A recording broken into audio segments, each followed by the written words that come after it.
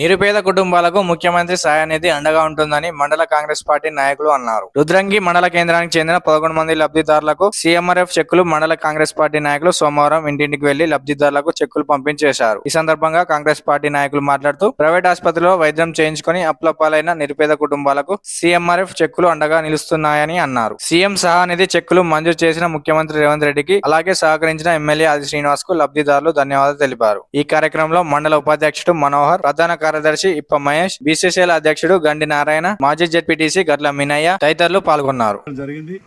మరి ఇందుకు గాను పెద్దలు సీనన్న గారికి ప్రత్యేక ధన్యవాదాలు. అదేవిధంగా రాష్ట్ర ముఖ్యమంత్రి వారు రేవంత్ రెడ్డి గారికి కూడా మా యొక్క గ్రామంలోని బాధితుల తరఫున ప్రత్యేక ధన్యవాదాలు తెలియజేస్తూ ఈ యొక్క కార్యక్రమానికి వచ్చేసినటువంటి కాంగ్రెస్ శ్రేణులకు కూడా ప్రత్యేక ధన్యవాదాలు తెలియజేస్తూ ఇటు అభివృద్ధి కార్యక్రమాలు, ఇటు సంక్షేమ కార్యక్రమాలు ఏది కూడా ఆగకుండా జోడెద్దులేగా బండి లెక్క మరే మన అభివృద్ధిని సంక్షేమం తీసుకుపోయే దిశగా మన స్థానిక శాసనసభ్యులు ప్రభుత్వ విప్ ఆది శ్రీనన్న గారు వినలేని కృషి చేస్తూ ఉన్నారు. వారికి మా అందరి పక్షాన ప్రత్యేక ధన్యవాదాలు, కృతజ్ఞతలు. మరి లబ్ధిదారుల పక్షాన కూడా వారికి కూడా మా అందరి పక్షాన కూడా ప్రత్యేక ధన్యవాదాలు, కృతజ్ఞతలు చేసుకుంటాం.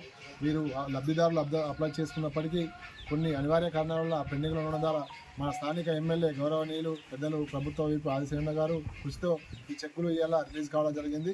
దీనికి ప్రత్యేక చొరవ చూపిన పెద్దలు గౌరవనీయులు ఎమ్మెల్యే గారికి, ఇక్కడికి సీఎంఆర్ చెక్కులు ఇచ్చిన లబ్ధిదారుల తరఫున ప్రత్యేక ధన్యవాదాలు తెలియజేస్తూ, అదేవిధంగా రానున్న రోజుల్లో పేదల ప్రభుత్వం కాంగ్రెస్ ప్రభుత్వం, దానికి నిదర్శనం మొన్న జరిగినటువంటి రుణమాఫీ రిలీఫ్ ఫండ్ చెక్కులు లబ్ధిదారులకు అందజేయడం జరిగింది.